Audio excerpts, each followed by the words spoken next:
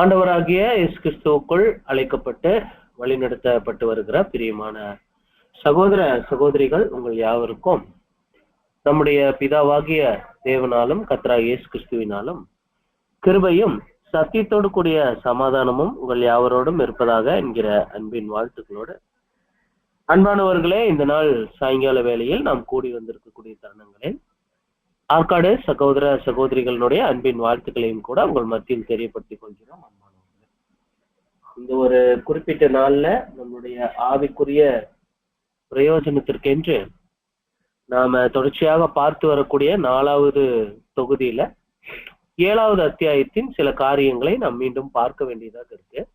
ஏன்னா ஒரு சின்ன கேப். ஸோ அதனால நாம் இந்த அத்தியாயத்திலிருந்து போலாம். இந்த அத்தியாயத்தினுடைய தமிழ் தலைப்பை யாராவது கொஞ்சம் வாசிச்சு காட்டுறீங்களா?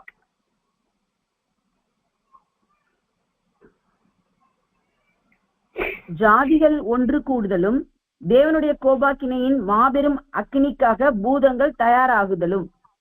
ஓகே, உங்களுக்கு ஞாபகம் இருக்கும், இந்த பூதங்கள் என்று சொல்லப்படுவது இங்க நாம நினைக்கிற மாதிரி இந்த குழந்தைங்களுக்கு பயன்படுற பூதம் இல்லை. நம்ம தேவனுடைய மிகப்பெரிய கிருபையில நாம பேசிக் சப்ஜெக்ட்ல படிச்சிருக்கிறோம். அது அந்த அரசியல், பொருளாதாரம், சமூகம் மற்றும் மதம், இந்த காரியங்கள் தான் அது அப்படின்னு சொல்லிட்டு நாம் பார்த்திருக்கிறோம். அன்பானவர்களே, இது மாதிரியான ஒரு புரிந்து கொள்ளுதலோடு நாம் பார்க்கும்போது இந்த இடத்துல இன்னொரு கரெக்ஷன் என்ன அப்படின்னா, இந்த தேசங்கள்னு தான் அதை படிக்கணும். ஜாதிகள் அப்படிங்கிற இடத்துல தேசங்கள்னு போட்டுரும். அது பைபிள்ல ஜாதிகள் ஜாதிகள்னு போட்டுருவாங்க தமிழ் மொழிபெயர்ப்புல. அது தேசங்கள், நேஷன்ஸ் அப்படின்னு பார்க்கும். பாருங்க, இங்கிலீஷ்ல பதில் எழுதியிருக்காரு நேஷன்ஸ். இந்த நேஷன்ஸ், இந்த தேசங்கள், இந்திய தேசம், அமெரிக்க ஐக்கிய தேசம், இந்த மாதிரி தேசங்கள் ஒன்று கூடுவது அதுக்கப்புறம் தேவனுடைய கோபாக்கினியின் மாபெரும் அக்கினிக்காக பூதங்கள் தயாராகுவது. 2 காரியங்கள் பேசுறார் தலைப்பிலேயே பாத்தீங்கன்னா. 2 காரியங்கள் பேசுறார். ஒண்ணு இந்த தேசத்தை எல்லாம் கூட்டுறது. அதாவது பொதுவாக வீட்டுல நாம என்ன செய்வோம், தேவையில்லாத பொருட்களை எல்லாம் நம்ம என்ன பண்ணுவோம்னா ஒன்றாக கூட்டுவோம். ஃபர்ஸ்ட் எல்லாம் சிதறி கிடக்கும், அது எல்லாத்தையும் ஒன்றாக கூட்டுவோம்.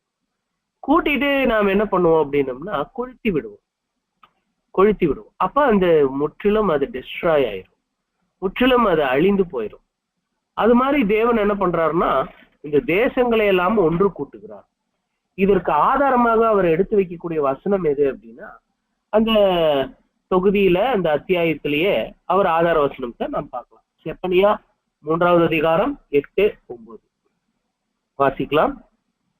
ஆகையால் நான் கொள்ளையிட எழும்பும் நாள் மட்டும் எனக்கு காத்திருங்கள் என்று கர்த்தர் சொல்லுகிறார். என் சினமாகிய உக்கிர கோபத்தை எல்லாம் அவர்கள் மேல் சொரியும்படி ஜாதிகளை சேர்க்கவும் ராஜ்யங்களை கூட்டவும் நான் தீர்மானம் பண்ணினேன். பூமி எல்லாம் என் எரிச்சலின் அக்கினியினால் அழியும். அப்பொழுது ஜனங்கள் எல்லோரும் கர்த்தருடைய நாமத்தை தொழுது கொண்டு ஒருமனப்பட்டு அவருக்கு ஆராதனை செய்யும்படிக்கு நான் அவர்கள் பாஷையை சுத்தமான பாஷையாக மாற பண்ணுவேன். ஓகே, பாருங்க, இதுல கிட்டத்தட்ட இந்த யுகத்தினுடைய முடிவு, மற்றொரு யுகத்தினுடைய ஆரம்பம், அந்த புதிதாக ஆரம்பக்கூடிய யுகத்தினுடைய முடிவு, இத பத்தி எல்லாமே இந்த வசனம் பேசுது. அன்பானவர்களே, அவரு இந்த யுகத்தினுடைய முடிவுல அவர் செய்யக்கூடிய முக்கியமான விஷயம் என்னன்னா, ராஜ்யங்களை கூட்டுவது, ஜாதிகளை சேர்ப்பது. இதுதான் அவருடைய மிக முக்கியமான வேலை. பேசிக் சப்ஜெக்ட்லயும் நம்ம பார்த்திருக்கோம், அங்கேயே நமக்கு சொல்லி கொடுத்திருக்கிறாங்க. இது எப்படி சேர்க்கிறது அப்படிங்கிற போது தேவன் எப்படி சேர்க்கிறாரு நீங்களே சொல்லுங்களேன். கடந்த முறை கூட இதை கொஞ்சம் டச் பண்ணோம் நம்ம. நீங்க ஞாபகம் வச்சு சொல்லுங்க, தேவன் எப்படி எல்லா தேசங்களையும் சேர்க்கிறாரு? தேவன் எப்படி சேர்ப்பார்? நம்ம தேவன் எப்படி இந்த ஜாதிகளை எல்லாம் சேர்ப்பார்? உங்களுக்கு மறந்துருச்சா? சகோதர சகோதரிகளே, இது எப்படி அப்படின்னா, இந்த தொலை தொடர்பு கருவிகள் அப்படிங்கிறது ஒண்ணு இருக்கு. பாருங்க, தொலைவில் இருக்கிறவங்கள தொடர்பு கொண்டு வருகிற கருவிகள். இந்த கருவிகள்லாம் 1874க்கு அப்புறம் தான் கண்டுபிடிக்கப்பட்டுச்சு. அலைபேசி உங்களுக்கு ஞாபகம் இருக்கோ? நம்ம கடந்த முறை உங்ககிட்ட சொன்னோமான்னு ஞாபகம் இருக்கா பாருங்க. ரொம்ப தூரத்துல இருக்கிற ஒரு பிரதருக்கு சப்ஜெக்ட் இன்னும் 5 நிமிஷத்துல பேசணும் ஆன்லைன் மீட்டிங்ல. போன் அடிச்சா உடனே போன் போகுது, ரெண்டே செகண்ட்ல போன் போயிடுச்சு. அங்க இருக்கிற பிரதர் சொல்றாரு, ஓகே நான் ஜாயின் பண்ணிக்கிறேன் அப்படிங்கிறார். இங்கிருந்து அங்க அந்த அமெரிக்க தேசத்துக்கு எவ்வளவு கிலோமீட்டர், ஆனா இங்க ஒரு செல்போன் மூலமா டச் பண்ணும்போது ரொம்ப ஈஸியா நம்ம அவர்கிட்ட பேசிட்டோம். அது மாத்திரம் இல்ல, ஒரு காலத்துல இங்கிருந்து அமெரிக்க ஐக்கிய தேசத்துக்கோ அல்லது ஆப்பிரிக்காவுக்கோ அல்லது ஆசியா கண்டத்துல இருக்கிற மற்ற தேசங்களுக்கோ போனோம் அப்படின்னா நாள் பயங்கர கணக்காகும், ரொம்ப லேட் ஆகும். பட் இப்போ என்ன நடக்குது அப்படின்னு சொல்லி பார்க்கும்போது சகோதர சகோதரிகளே, இப்ப அது எப்படி நடக்குது அப்படின்னு சொல்லி பாத்தீங்கன்னா ரொம்ப வேகமா அந்த விமானங்கள்ல போயிட்டு. அப்போ 1874க்கு அப்புறம் அநேக கண்டுபிடிப்புகள் இருக்கிறதுனால இன்னைக்கு உலகம்ங்கிறது ஒரு பரந்த உலகம் தான்.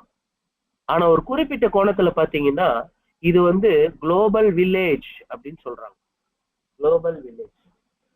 ஏன் குளோபல் வில்லேஜ்ங்கிறாங்கன்னா, ஒரு வில்லேஜ்ல 3வது தெருவுல என்ன நடக்குதோ அது எல்லா தெருவுக்குமே விஷயம் தெரிஞ்சிடும், உடனே தெரிஞ்சிடும்.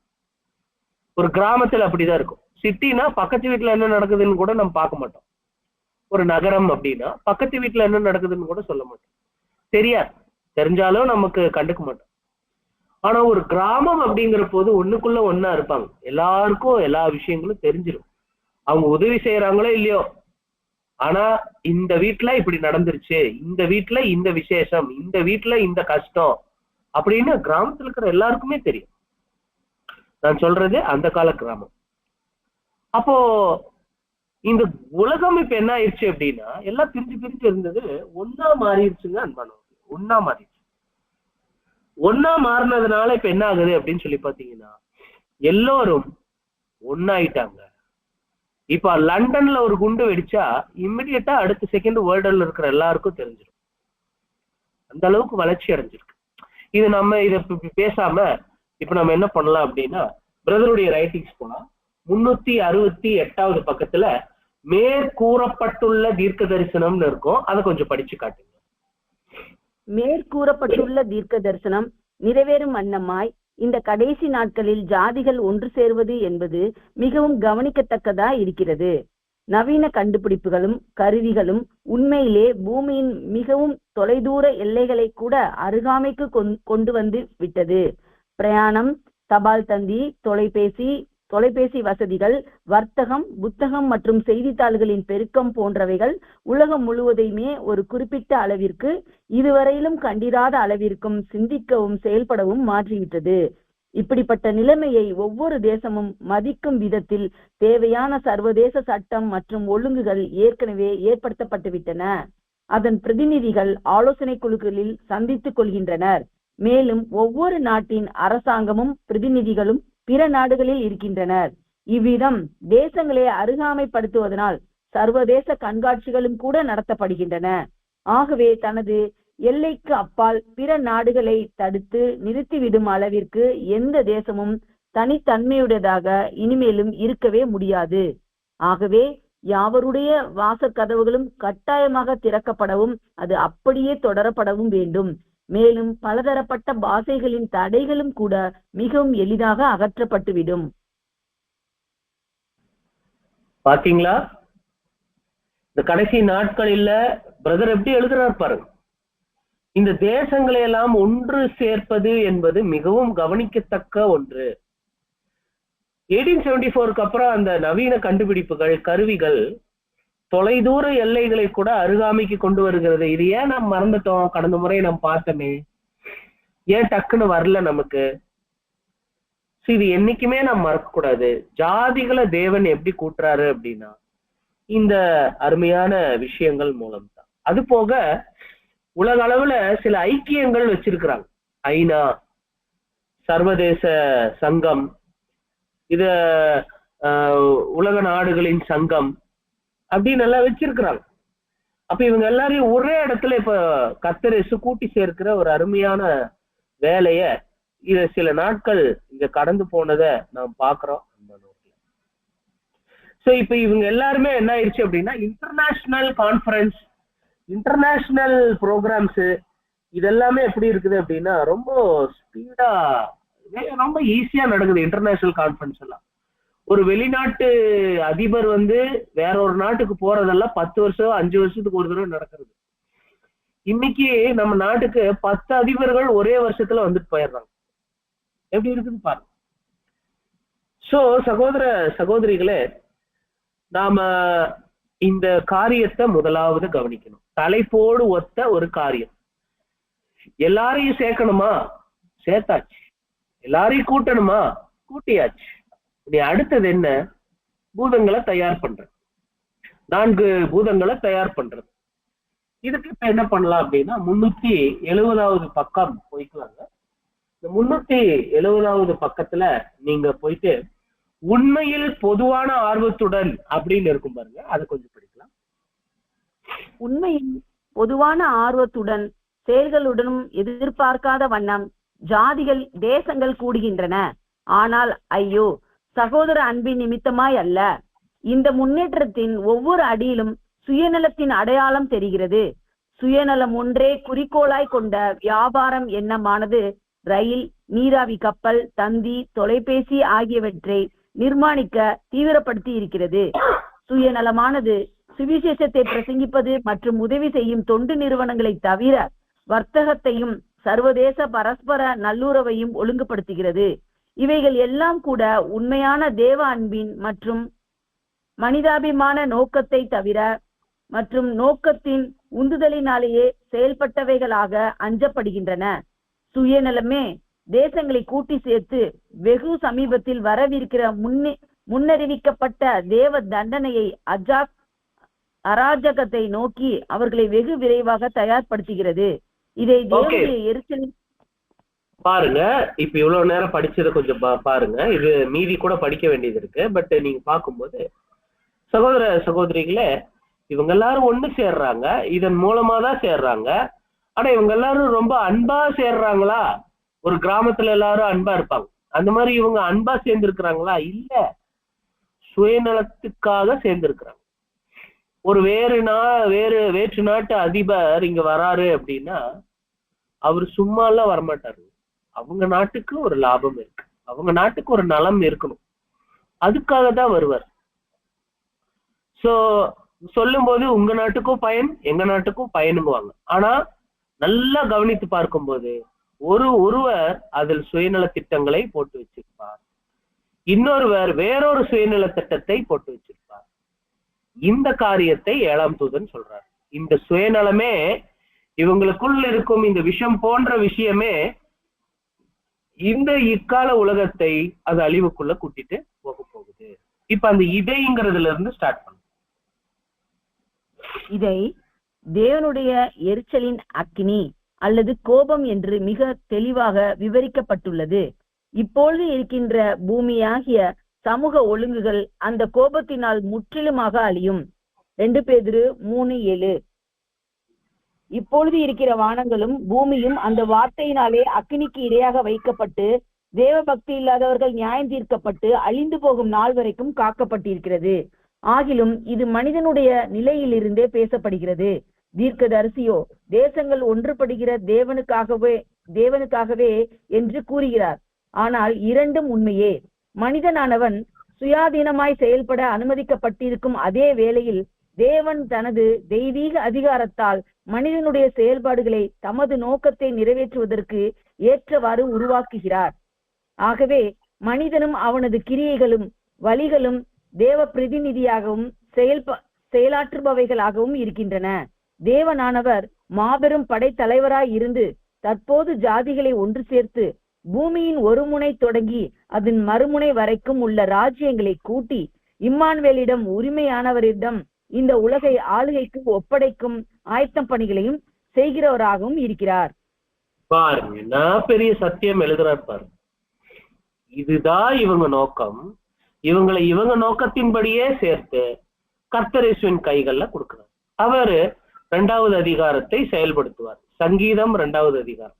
சோ இந்த சங்கீதம் 2வது அதிகாரத்தின் காரியங்களை அவர் இங்க செயல்படுத்துவார் அப்படின்னு பார்க்கணும். இப்படித்தாங்க இந்த சமூக சக்திகள் என்ன ஆகுது அப்படின்னா தாங்கள் எரியும்படிக்கு அவைகள் அடுப்பினருகே வந்து நிற்கின்றன அப்படிங்கிறத நாம் வந்து பார்க்கணும். இந்த கோணத்துலதான் இவங்க எல்லாரும் இணைஞ்சிருக்கிறாங்க, இந்த கோணத்துலதான் இவங்க எல்லாரும் சுடப்பட போறாங்க அப்படிங்கிறத நாம் வந்து பார்க்கணும். இதுக்கு அடுத்தது இந்த சமூக சக்திகள் அக்கினிக்கு தயாராகின்றன அப்படின்ட்டு 371வது பக்கத்துல ஒரு தலைப்பு இருக்கும்.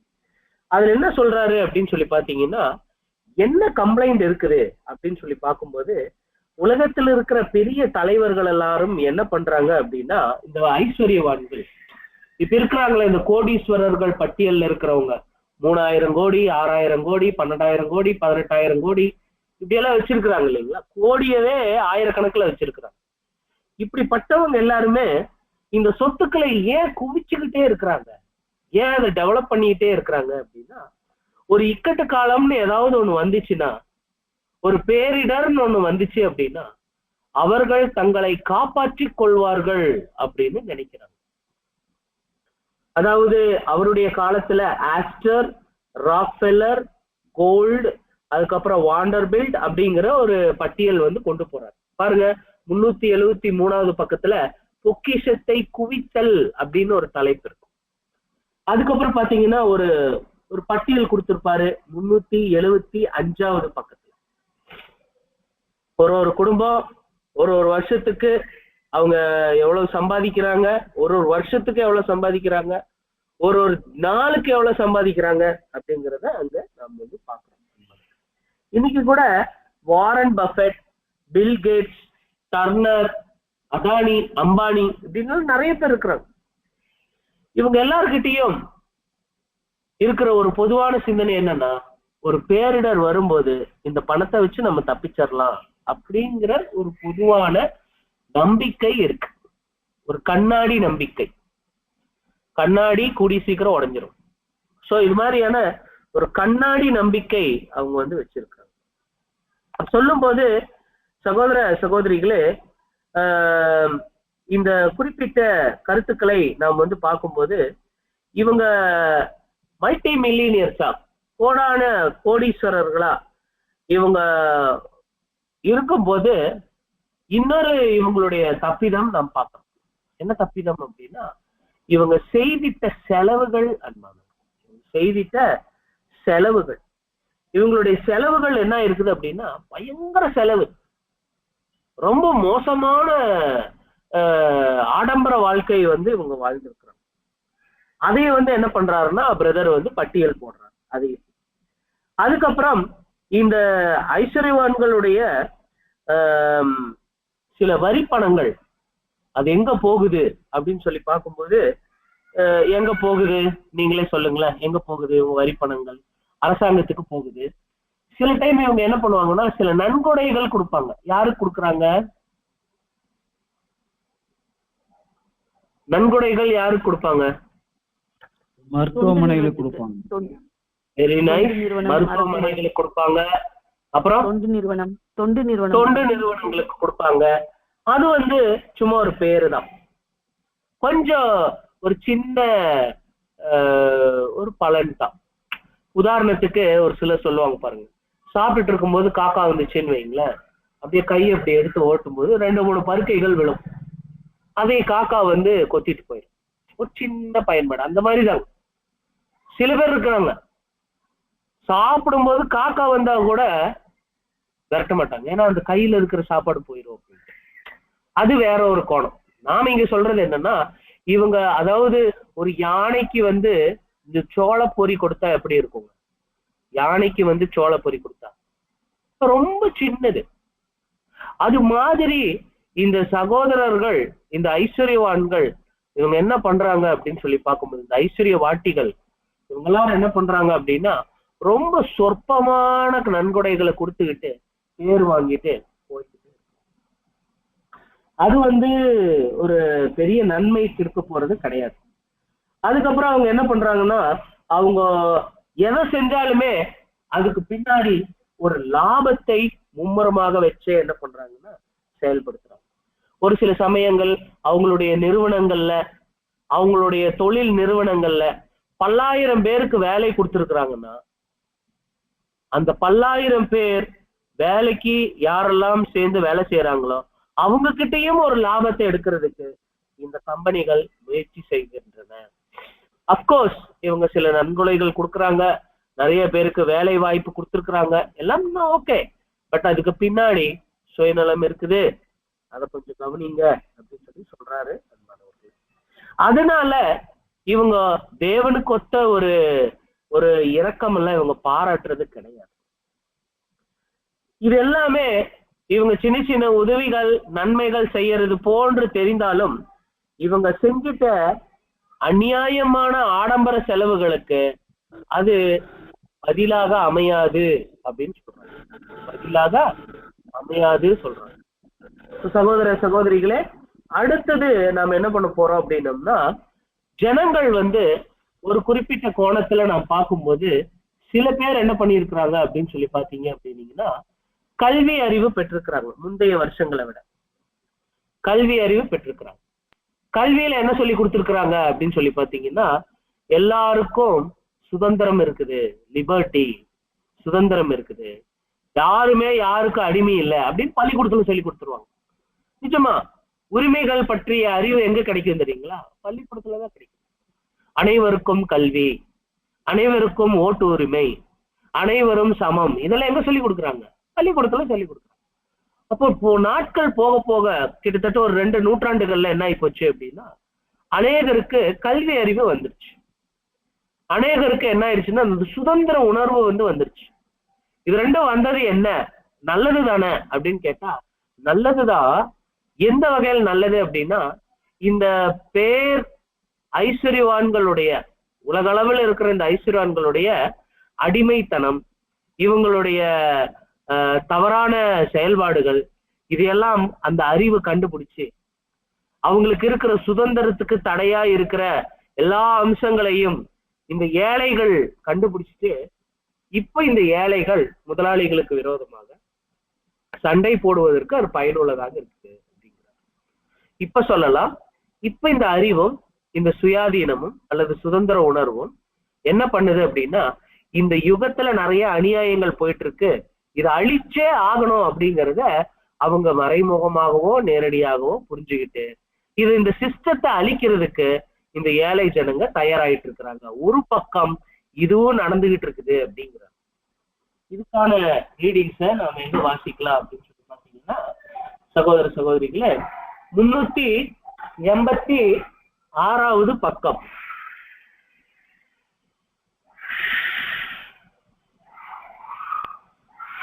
ஏழைகளின் பெருக்கம்.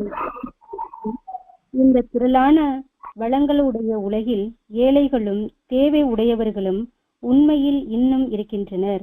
இங்கே அநேகரோ கற்பனைக்கு எட்டாத அளவு செல்வத்தை குவிக்கவும் செய்கின்றனர். ஆரோக்கியமான எந்த ஆணோ பெண்ணோ சௌகரியமாய் வாழ இயலவில்லை எனில் அது அவர்களது சொந்த தவறில்லையா? ஏழை வகுப்பினரது வாழ்க்கை படகையும் அதன் துடுப்பையும் பணம் படைத்தவர் உதவியுடன் பராமரிக்க வேண்டும் என்பது அவர்களது ஏழ்மையின் பிறர் மீது சார்ந்து வாழும் நிலைமையையும் இன்னும் வளரச் செய்யாதா? ஆதலால் அநேக சந்தர்ப்பங்களில் 25 வருடங்களுக்கு முன் தாங்களே ஏழைகளாயிருந்தும் பின் அவர்களே கடினமாய் வேலை செய்ய மனதுடையவர்களாய் வேலை செய்ய முடிந்தபடியால் இத்தனை திரளாய் பணம் ஈட்டியதையும் நினைவு கூர்ந்து இந்த விஷயத்தை குறித்து அதிக கரிசனை காட்டுகின்றனர். இப்போ இன்னொரு சம்பவம் கூட நடந்துகிட்டு இருக்குது. அதுதான் என்னன்னா, இந்த ஏழைகளின் பெருக்கம், ஏழ்மையின் பெருக்கம், இன்க்ரீஸ் ஆஃப் பாவர்ட்டி, இது கூட நடந்திருக்குது. சோ அவங்களுடைய ஒரு பக்கம் உலக ஜனங்கள் எப்படி இருக்கிறாங்க அப்படின்னா, அவங்களுடைய அடிப்படை தேவைகளான அரிசி, பருப்பு, எண்ணெய் இவைகளை வாங்க கூட சக்தி இல்லை சில பேருக்கு. இன்னும் ஒரு சிலர் என்ன பண்றாங்கன்னா, சர்வ சாதாரணமா ஒரு மனிதனுடைய மாத சம்பளத்தை ஒரு நிமிடத்துல செலவழிக்கிறாங்க இந்த பணக்காரர்கள். இதை ஒரு பக்கம் பார்க்கும்போது இங்க இருக்கிற ஒரு ஏற்றத்தாழ்வு எல்லாரும் உணர்றாங்க, இது உணர வேண்டியதாக இருக்குது அப்படின்னு பார்க்கணும். 387 கூட 1893 ஒரு பக்கம் இருக்கு பாருங்க, அது கூட கொஞ்சம் படிக்கணும். பிரதர் சிஸ்டர்ஸ் ஆக்சுவலா வந்து 4th வால்யூம்ல இந்த 7வது சாப்டர் வந்து கொஞ்சம் பெரிய சாப்டர். ஓகே, இப்ப படிக்கலாம். 1893 அங்கிருந்து வாசிங்க. 1893, 96 இடையில் ஒரு குறிப்பிட்ட மந்த நிலை வந்தபோது வேலையில்லாத இந்த அநேகர் தங்களது நண்பர்களது உதவிகளின் மீது மிகவும் சார்ந்து விட்டனர். சில நண்பர்களுக்கு உண்மையில் இந்த கூடுதல் பளுவை தாங்க இயலாததாகவே இருந்தது. இவ்விதமாய் நண்பர்கள் கிடைக்காதவர்கள் பொது தர்ம ஸ்தாபனங்கள் மீது வலுக்கட்டாயமாய் சார்ந்திருக்க வேண்டிய நிலை ஏற்பட்டது. ஆனால் அப்படிப்பட்ட ஸ்தாபனங்களும் அந்த சமயத்தில் போதுமான அளவிற்கு இல்லை. இந்த 1893 மந்த நிலை ஒரு அலையை போல் உலகமெங்கும் பரவியது. அதன் அதிகப்படியான அழுத்தம் இன்னும் கூட பரவலாக உணரப்படுகிறது. வெகு சிலருக்கு மூச்சு விடும் அளவுக்கு சற்று இளைப்பாறுதல் கிடைத்தது. ஆனால் வேதம் சொல்லுகிறபடி இந்த வேதனை அலையை போலும் காற்றை போலும் வரும். கர்ப்பவதியானவளுக்கு வேதனை வருவது போல் வரும். ஆகவே வருகின்ற ஒவ்வொரு புயலும் கடைசியான ஒன்று வரும் வரைக்கும் வேகத்தை அதிகரித்து கொண்டே இருக்கும். பண வசதியும் சௌகரியமும் உள்ளவர்களுக்கு இந்த ஏழை வகுப்பினரின் ஆதரவற்ற நிலைமையையும் புரிந்து கொள்ள அநேக சமயங்களில் முடியாததாய் இருக்கிறது. இந்த ஏழை கூட்டம் பெருகிக் கொண்டே வந்து எண்ணிக்கையற்றதாகவும் மாறி உள்ளது. நடுத்தர மற்றும் மேல் மட்டத்தவரிடையே உண்மையில் இந்த ஏழைகளின் பரிதாபத்தை யோசித்து அதை குறித்து வருந்தினாலும் கூட இவர்களுக்கென்று ஒரு நிரந்தரமான விமோசனத்தை கொடுக்கும் விதத்தில் தற்போதுள்ள சமூக அமைப்பினை மாற்றுவது முற்றிலும் கூடாத காரியம் என்பதை உணர்ந்திருக்கின்றார்கள். எனவே தனது சக்திக்கு ஏற்றவாறு தன் கடமை என்று எண்ணி தன் அருகில் இருக்கும் உதவியற்றோருக்கு ஏதோ செய்கின்றனர். அதோடு தன் கண்ணில் காணும் காதில் கேட்கும் இந்த பரிதாப நிலையை குறித்து விவரங்களை கண்டு கொள்ளாமல் அல்லது மறக்க முயற்சி செய்கின்றனர். பாருங்க, ஏழ்மையின் பெருக்கத்தினுடைய காரியங்கள் எப்படி இருக்குது, அது பரிதாபகரமான ஒரு விஷயத்தை அவர் எப்படி எழுதுறாரு பாருங்க. இன்னொன்னு கூட நம்ம இந்த ஏழ்மை கூட சம்பந்தப்பட்டு பார்க்க வேண்டியது இருக்கு. 389ல மற்றும் ஒரு குறிப்புன்னு எழுதுறாரு பாருங்க, அது படிங்க. மற்றும் ஒரு குறிப்பு, சிகாகோவில் வேலையற்ற. மற்றொரு குறிப்பு, சிகாகோவில் வேலையற்ற 400 பேர் எப்படி தெருவீதியில் தங்களை நடத்தி செல்பவரின் கையில் எங்களுக்கு வேலை வேண்டும் என்ற பலகையை பிடித்து கொண்டு அணிவகுத்து சென்றனர் என்று விவரிக்கின்றது. அதற்கு அடுத்த நாள் பலவிதமான பலகைகளில் வாழ விடுங்கள், எங்கள் குடும்பங்களை ஆதரிக்க எங்களுக்கு ஒரு சந்தர்ப்பம் வேண்டும், வேலை அல்லது உணவு தேவை என்பது போன்ற வாசகங்களுடன் அணிவகுத்து சென்றனர்.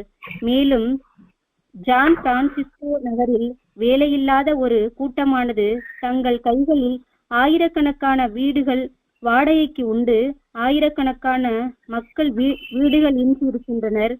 பசியும் ஆதரவின்மையும் பசி கொடுமையால் பிச்சை எடுக்க விரட்டப்பட்டனர். எங்கள் விலங்குகளை விலக்கி விடுங்கள், எங்களுக்கு நாங்களே உதவி கொள்கிறோம் என்பது போன்ற பலகைகளை பிடித்து கொண்டு ஊர்வலமாக சென்றனர். பாருங்க, இது இங்க வந்து கொஞ்சம் ஒரு 400 பேர் பண்ணாங்க. இதுவே எல்லா நாடுகள்லயும் பண்ற மாதிரி இருக்கும்போது எப்படி இருக்கும்னு கொஞ்சம் யோசிப்பாங்க. நிச்சயமா விலைவாசி உயர்வு இதெல்லாம் பெரிய ஒரு குமுறலை அங்க கொண்டு வரும். 399ல ஒரு சப் டாபிக் இருக்கும் பாருங்க, அதெல்லாம் தான் மனிதனை வந்து கடைசி காலகட்டத்துல பெரும்பான்மையான ஜனங்களை அந்த ஒரு ஃபீலிங்குள்ள கொண்டு போகும். 399 படிங்க, அதிருப்தி, அந்த தலைப்பு மட்டும் படிங்க. அதிருப்தி, வெறுப்பு, எதிர்ப்பு இவை யாவும் சமூக குமுறலுக்கு தீவிரமாய் தயாராகின்றன. தீவிரமாய் நம்மளை தயாராக்குது. இந்த உலகத்தை வந்து கஷ்டத்துக்குள்ள அது இப்படியா கொண்டு செல்லுது அப்படிங்கிறத நாம் வந்து பார்க்கணும். இதுக்கு அடுத்தது அன்பானவர்களே, 419வது பக்கத்துக்கு நீங்க வரணும். 419வது பக்கம். அது 419வது பக்கத்துல நாம் பார்க்கும்போது மனிதர்கள் உரிமை இருக்குது அப்படிங்கிறத உணர்றாங்க. விடுதலையா நான் இருக்கணும் அப்படிங்கிறத உணர்றாங்க. இது ரெண்டையும் இணைந்து அந்த இடத்துல என்ன நடக்குது பாருங்க. 419ல சுயாதீனத்தோடு இணைந்த சுயநலம் அப்படிங்கிற ஒரு தலைப்பு இருக்கு. அந்த தலைப்பை கூட பாருங்க. உரிமைகள் எந்த அளவுல இந்த உலகத்தை, உரிமைகள் குறித்த அறிவு நல்லா கவனிக்கணும்.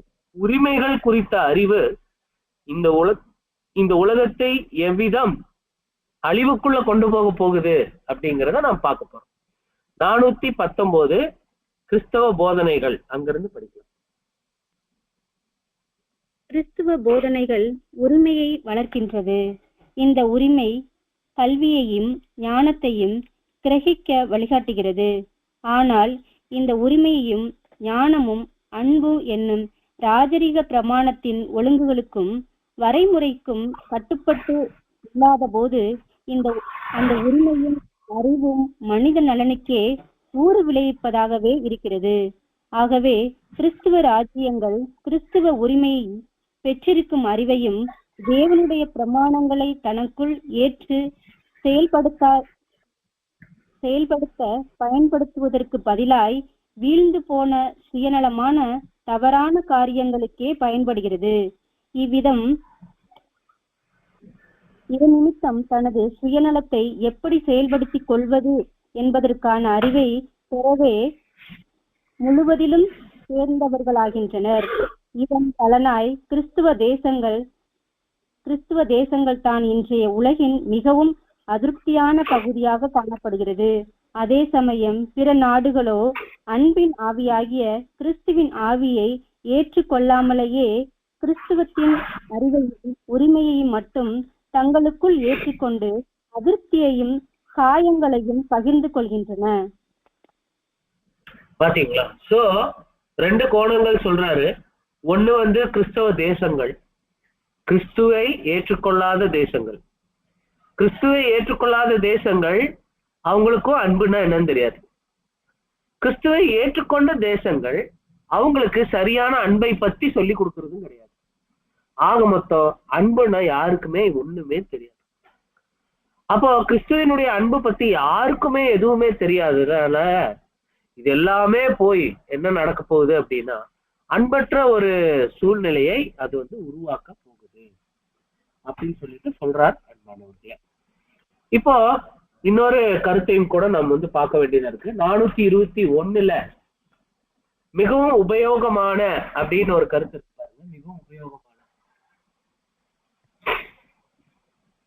மிகவும் உபயோகமான லாபகரமான ரசாயனங்களின் மூலக்கூறுகளில் ஏற்படும் மாறுதல்களினால் திடீரென்று அது மிகவும் வீரியமுடைய விஷமாக மாறிவிடுவதை வேதியியலில் அடிக்கடி காணலாம். அதே விதத்தில் அறிவு, சுதந்திரம் என்ற ஆசீர்வாதங்கள் சுயநலம் என்ற தீமையோடு சேரும்போது மிகவும் பயங்கரமான சக்தியாய் மாறிவிடுகிறது. இந்த கூட்டானது குறிப்பிட்ட அளவில் சேரும்போது மனுக்குலத்திற்கு சில விலை மதிப்புள்ள சேவையினை அளித்துள்ளது. ஆனால் தற்போது பெருகி வரும் அறிவானது ஒரு வலிமையான ஸ்தானத்தை அடைய உயர்வதற்கு பதிலாக சுயநலம் என்னும் சிம்மாசனத்தில் அமர்த்திவிட்டது. சுயநலமானது ஆதிக்கம் செலுத்தி அறிவையும் சுதந்திரத்தையும் தனது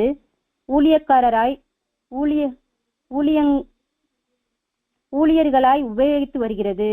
இந்த கூட்டாட்சியே தற்போது உலகை ஆள்கிறது. மேலும் அதன் விலையேற பெற்ற மூலகங்கள் கூட நீதிக்கும் சமாதானத்துக்கும் எதிரிகளாய் செயல்படுகின்றன. ஏனெனில் சுயநலத்தின் கட்டுப்பாட்டில் இவை தற்போது இருக்கின்றன. அறிவானது சுயநலத்தின் சேவகனாய் இருக்கின்ற இந்த நிலையில் சுயநலத்தின் ஆதாயத்திற்காகவே மிகவும் சுறுசுறுப்பாய் உழைக்கின்றது. சுயநலத்தால் கட்டுப்படுத்தப்பட்ட சுதந்திரமான சுய அதிகாரமாய் மாறி பிறருடைய உரிமைகளையும் சுதந்திரத்தையும் அசட்டை செய்யக்கூடிய அளவுக்கு போய்விடுகிறது.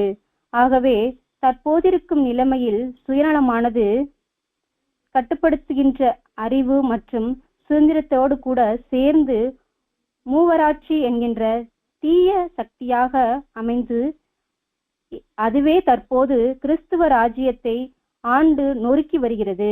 இதற்கு பணமும் செல்வாக்கும் படைத்த உயர்குடிமக்கள் என்ற பிரதிநிதிகளையும் பயன்படுத்திக் கொள்கிறது. வெகு விரைவில் இதே மூவராட்சியானது தனது பிரதிநிதிகளையும் தனது வேலையாட்களையும் மாற்றிவிட்டு மக்கள் ஏற்றுக்கொள்ளக்கூடிய விதத்தில் மாறிவிடும்.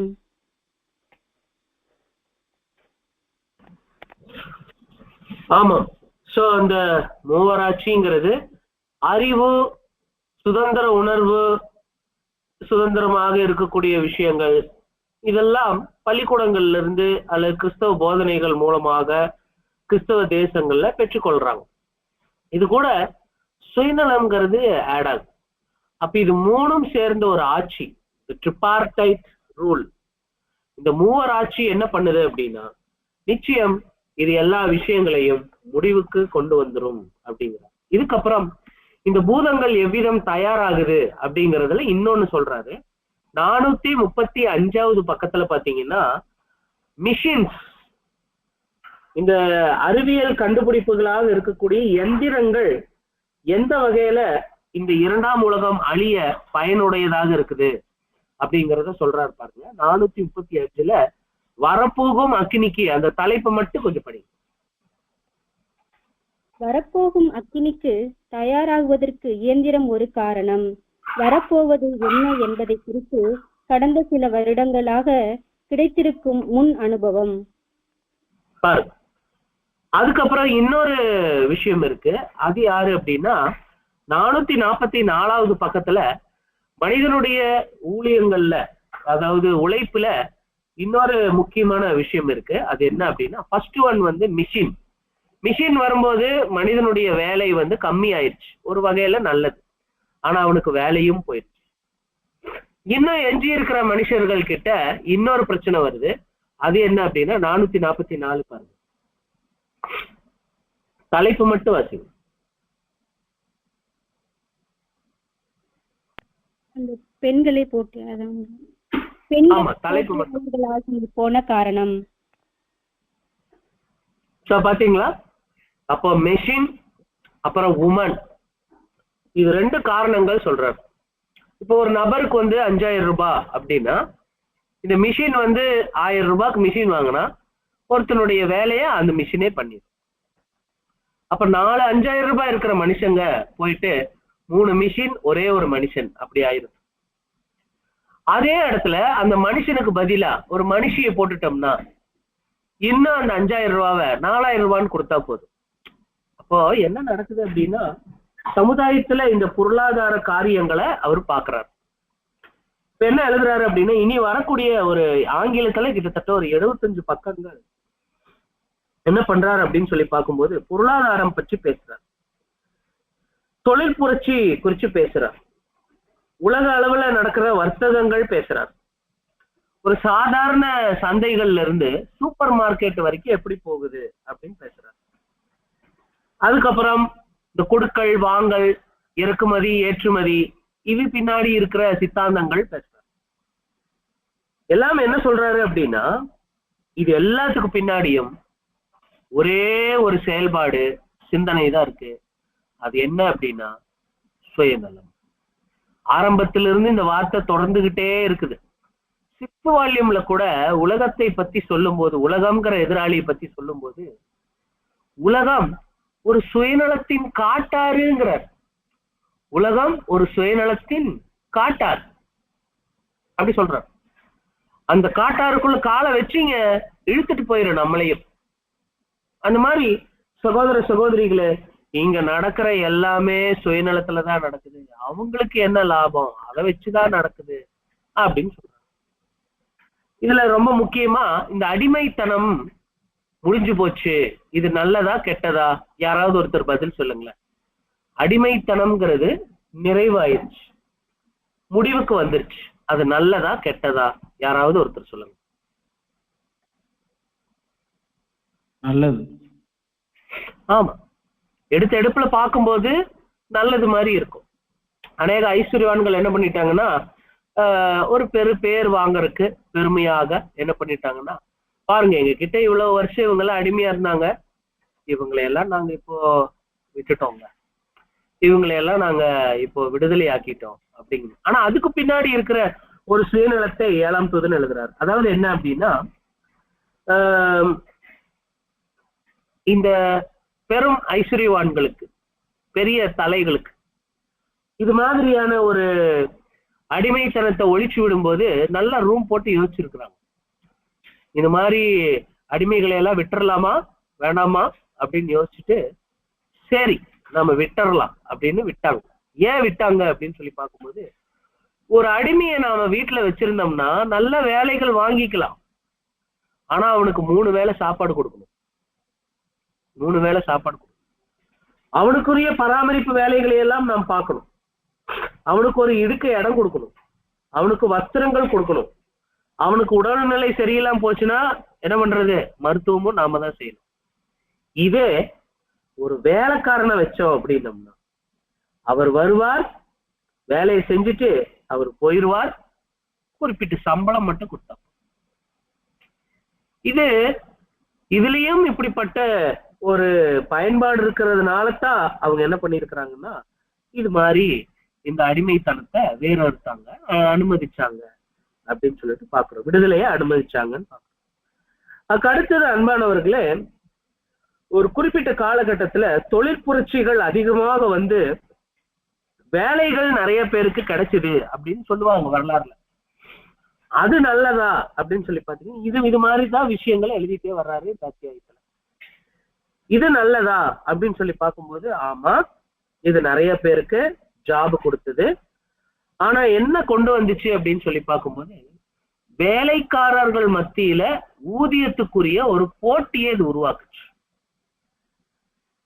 முதலாளிகளுக்கு நடுவுல அங்கேயும் ஒரு போட்டி உருவாக்குச்சு. நீ எவ்வளவு உற்பத்தி பண்ற, நான் என் கம்பெனியில எவ்வளவு உற்பத்தி பண்றேன், நான் எவ்வளவு ஏற்றுமதி பண்றேன், நீ எவ்வளவு ஏற்றுமதி பண்ற, என்னுடைய லாபம் எவ்வளோ, உன்னுடைய லாபம் எவ்வளோ அப்படின்னு இவங்க ஒருத்தர் ஒரு ஐஸ்வர்யவான் மற்றொரு ஐஸ்வர்யவான் கூட அவங்களுடைய தொழிற்சாலைகளை பயன்படுத்தி நிறைய சண்டைகள் போட்டுக்க ஆரம்பிச்சு. அதனால ஃபைனலி பாதிக்கப்பட்டது யாருன்னா, லாபம் பெற்றது ஐஸ்வர்யவான்கள் தான், பட் பாதிக்கப்பட்டது யார் அப்படின்னு சொல்லி பார்க்கும்போது தொழிலாளி.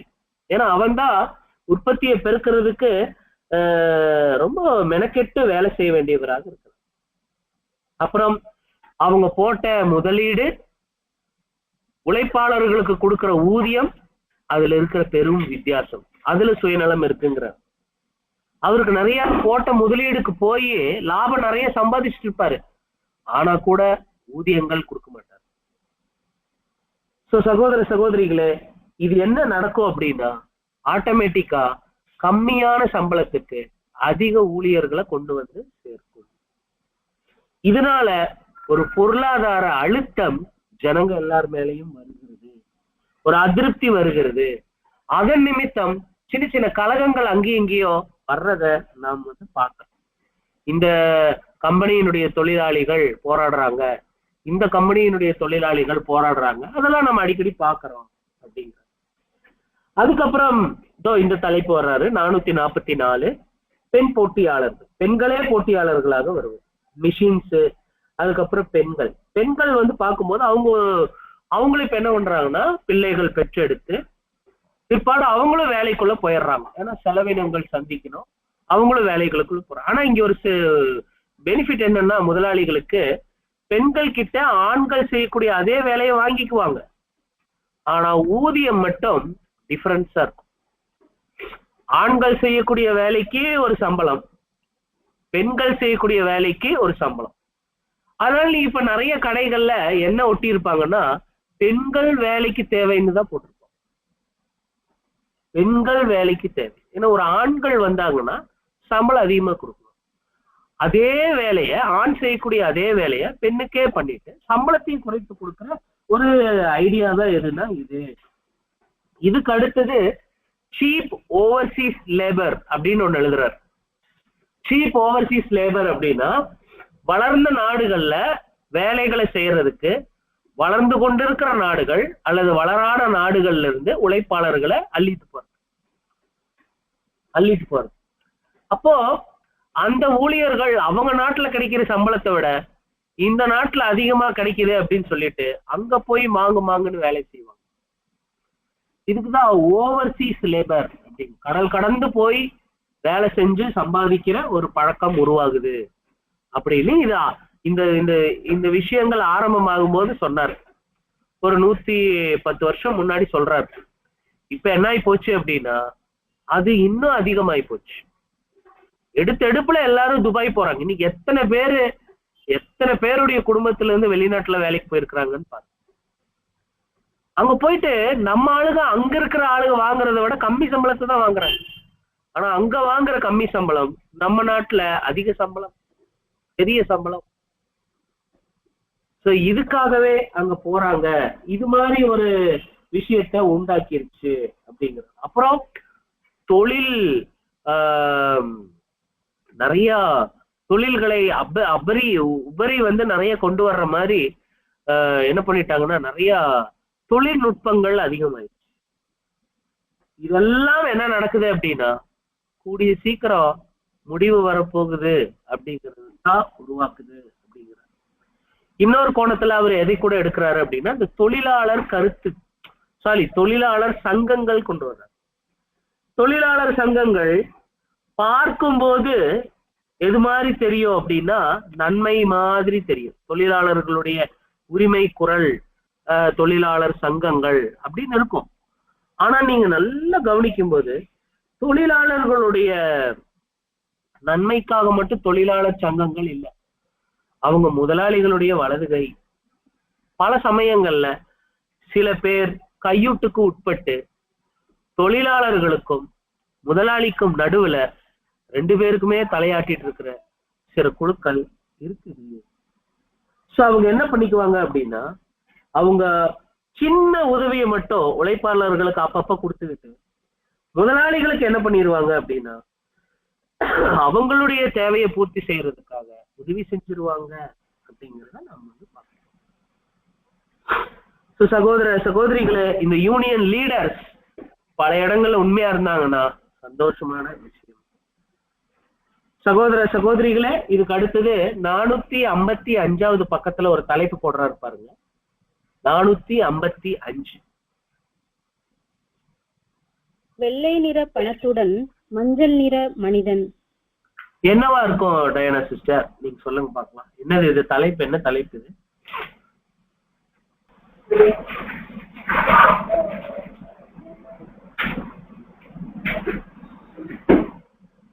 சிஸ்டர்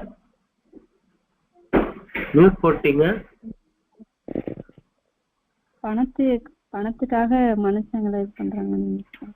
அதாவது ஓகே, தேங்க்யூ சிஸ்டர்.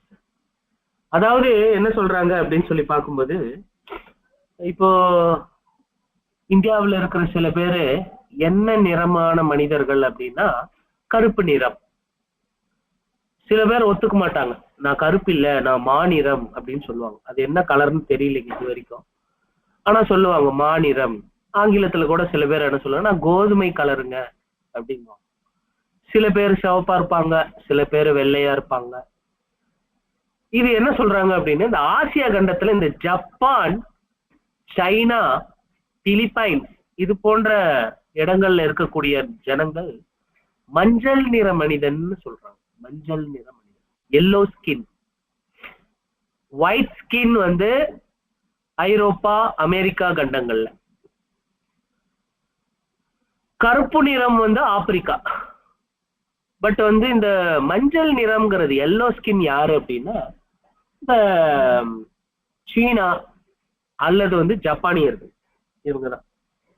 இவங்கதான் என்ன பண்ணிருக்கிறாங்கன்னா ரசல் பதர் காலகட்டத்துல நிறைய பேரு என்ன பண்ணிருக்கிறாங்க அப்படின்னு பார்க்கும்போது, வேலை அவங்க நாட்டுல கிடைக்கல அப்படின்ட்டு அமெரிக்கால போய் வேலை செஞ்சிருக்கிறாங்க.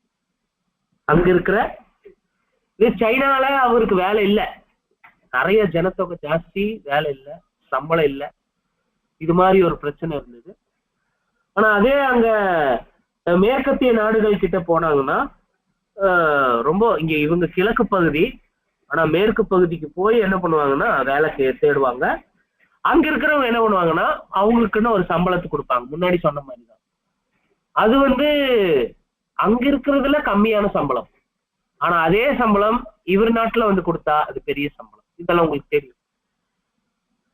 அதுக்கப்புறம் என்ன பண்ணுவாங்கன்னா கோடி கோடி பயங்கரமான நிறைய தொழிலாளர்களை அப்படி என்ன பண்ணிட்டாங்கன்னா தயாரிச்சுட்டு அவங்களுடைய ஐரோப்பா போட்டி, பணக்கார போட்டி, ஐஸ்வர்யவான்கள் போட்டியில இது பண்றதுக்காக இப்படி வெளிநாடுகள்ல இருந்து நிறைய பேரை கூட்டிட்டு பயிற்சி கொடுத்துருக்காங்க. கொஞ்ச நாள்ல என்ன ஆகி போச்சு அப்படின்னா நிறைய இந்த ஷூ தொழிலாளிகள் நிறைய பேரை கூட்டிட்டு கடைசியில ஷூ எல்லாம் நிறைய ஆகி போய் அவங்களுக்கெல்லாம் வேலையில்லா திண்டாட்டம் வந்தது அப்படின்னு பிரதர் எழுதுறாரு. இதுக்கு அடுத்தது அன்பானவர்களே இன்னொரு முக்கியமான தலைப்பை நாம் பார்க்கிறோம். அதாவது இந்த தொழில் சம்பந்தமாக ஏற்படக்கூடிய சிக்கல்கள், இதை குறிச்சு நாம் பார்க்க போறோம். நீங்க அதுக்காக நீங்க எங்க வந்துடலாம் அப்படின்னு சொல்லி பாத்தீங்கன்னா கொஞ்சம் பின்னாடி வந்துடலாம்.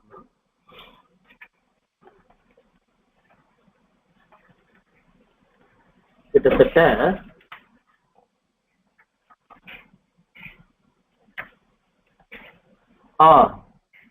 486 கொஞ்சம் படிங்க. 486 தொழில் ஆர்வத்திற்கு.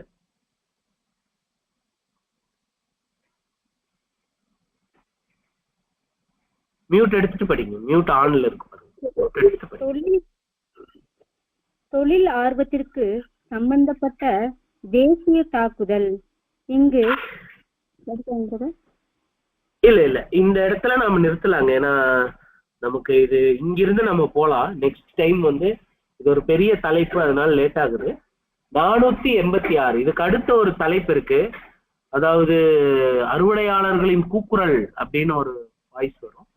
அது ரொம்ப யாக்கோபு 5வது அதிகாரத்தை மையமாக கொண்டு இருக்கக்கூடிய ஒரு பயங்கரமான சாப்டர்.